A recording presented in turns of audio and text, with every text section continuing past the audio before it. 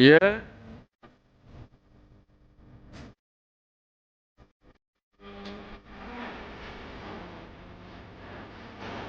Bismillahirrahmanirrahim. Assalamualaikum warahmatullahi wabarakatuh. Allahumma salli wa sallim wa barik wa azim ala habibina wa syafiina wa maulana Muhammad wa ala ali sayyidina Muhammad salli wa sallim ya Rabbi ala nabi sayyidina Muhammadin wa alihi wa sahbihi ajma'ina. Lama kita membaca sholawat, kita kudu bersabar. Apa sih tujuan kita? Makanya sholawat itu jangan dibaca ketika kita ada butuh aja. Kita baca setiap hari, jadi amalan rutin, jadi kebiasaan, jadi kebutuhan jadinya. Kita mendekat kepada Rasulullah. Ada orang menulis di komentar, saya beda dengan orang lain. Tiap hari saya baca tiap malam 2000 kali sholawat Jibril. Nggak terjadi apa-apa tuh sama saya.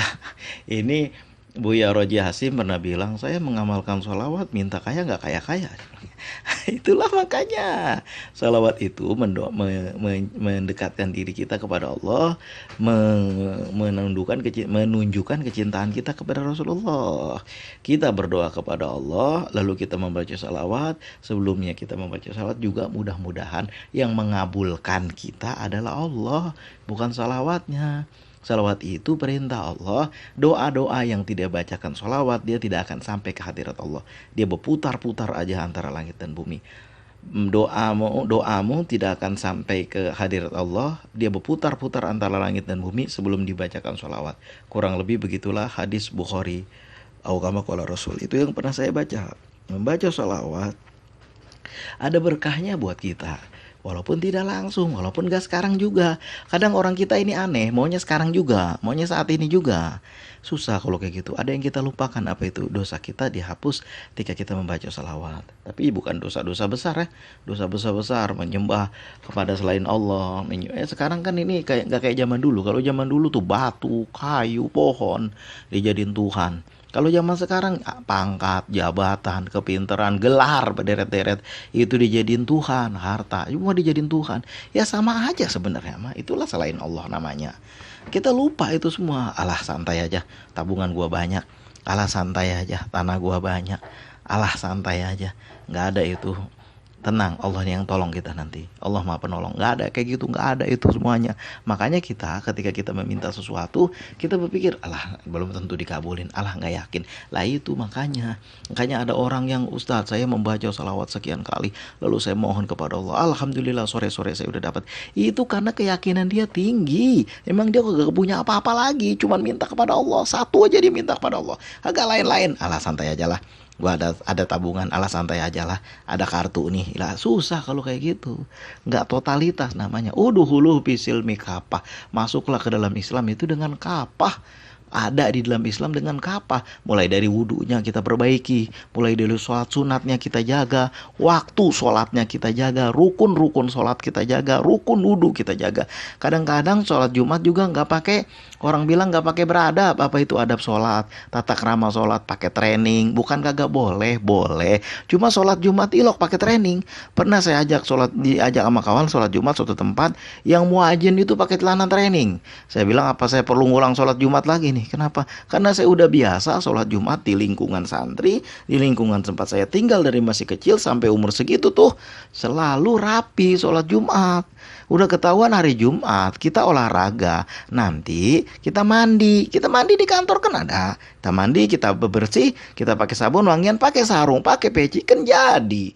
Jilok sebentar aja. Gak kejangkau ya, gak mungkin, karena saya juga ngalamin dulu semasa saya kuliah. Rumah saya kan agak jauh, itu selalu saya bawa. Apa yang saya bawa? Kain sarung saya bawa, baju saya bawa, lalu makanan bekal saya bawa juga, sampai payung saya bawa. Karena apa? Persediaan, nanti takut hujan, nanti takut di sana kadang antri panjang. Lalu sabun saya bawa juga untuk mandi, bahkan lensa kontak saya bawa dua. Supaya apa? Supaya persiapan ada. Ini enggak, udah ketahuan hari Jumat, tata keramanya udah hulu pisil mikapahnya kurang kepada Allah. Bayangin saya punya satu kawan yang dia itu saya ajak ke perpustakaan, apa tadi baru jam setengah 10, apa kata dia? Ayo kita ambil baju sholat kita dulu, kita nggak tahu nanti sholat di mana. Diambillah baju gamisnya di masjid, karena dia memang tinggal di masjid. Baru setelah itu dia bawa saya. Dia nggak pikir kita makan di mana nanti, nggak ada pikir kayak gitu. Yang penting dia pikir kita sholat di mana. Lah itu baru tata bagian luarnya aja tuh. Kalau istilahnya bagian toharohnya doang. Kalau kita belajar fikih, sebelum kita munakahat, sebelum kita hukum jinayat, sebelum hukum-hukum tijaroh, hukum-hukum yang berat-berat sebelum kita lakukan. Yang pertama di segala buku fikih, di segala kitab fikih yang dibaca adalah bab toharoh, bab kebersihan, jaga kebersihan dulu. Bab adab-adab, bab akhlak, utuh baru. Ini kagak. Kita mau langsung ekspres aja, mau cepet aja.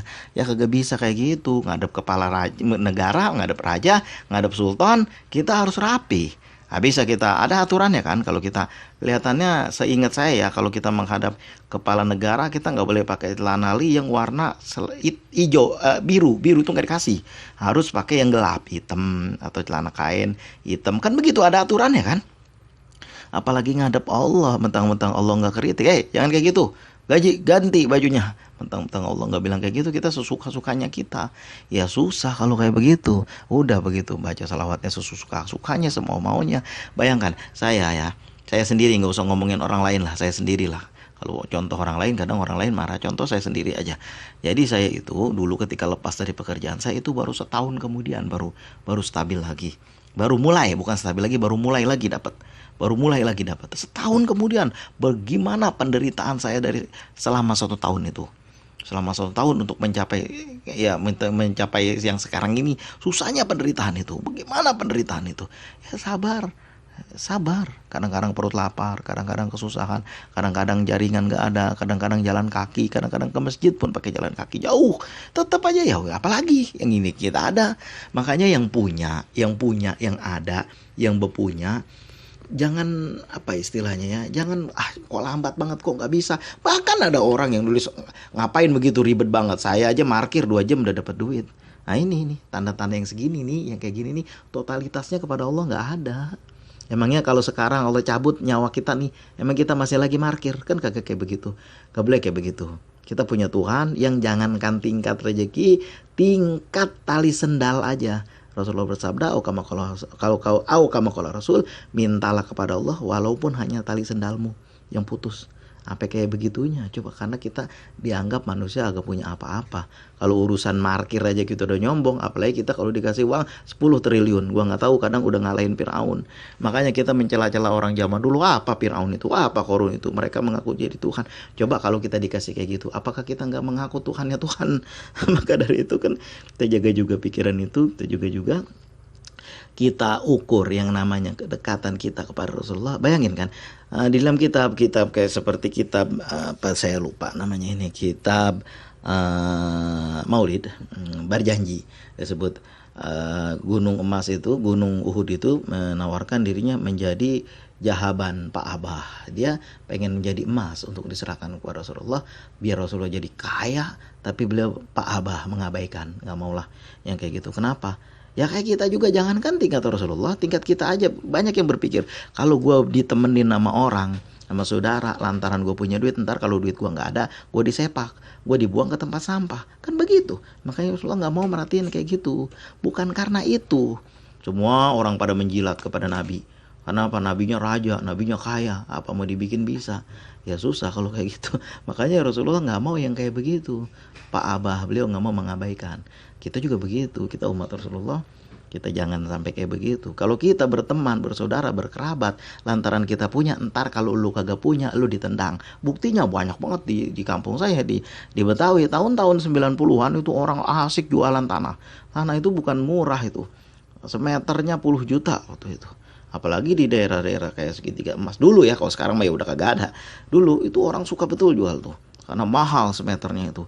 Jadi ketika duitnya banyak luar biasa, kawannya, saudaranya setiap hari makan di situ, setiap hari ngobrol di situ, setiap hari betawa-tawa di situ. Nah, ketika beberapa tahun kemudian duitnya udah habis, saya perhatiin nggak ada tuh satu orang. Udah mulai ledegor, Bang Haji, Enak Bang Haji mah jualan, ada duit tiap hari. Lah perasaan lu tahun-tahun lalu banyak duit lu. Udah habis Bang Haji, jangankan saudara laler kagak mau nempel. Nah, kan salah sendiri. Makanya kan kecerdasan emosional kudu digunakan juga. Allahumma shalli wa sallim wa barik wa azim ala habibina wa syafiina wa qurrata ayunina sayyidina Muhammad wa ala ali sayyidina Muhammad. Mudah-mudahan kita membaca sholawat dekat kepada Allah, dekat kepada Rasulullah, dan juga termasuk orang yang bertakwa. Kalau kita udah bertakwa, Allah akan memberikan apa coba? Wa yarjuku min haitsu la yahtasib. Wa may yattaqillah, siapa yang bertakwa kepada Allah, wa may yattaqillah yaj'al lahu makhraja.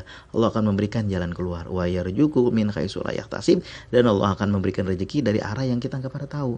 Rezeki kita bukan hanya duit aja, umur rezeki, kesehatan rezeki. Ya coba aja yang duitnya triliun tapi mata hilang 2. Mau kagak?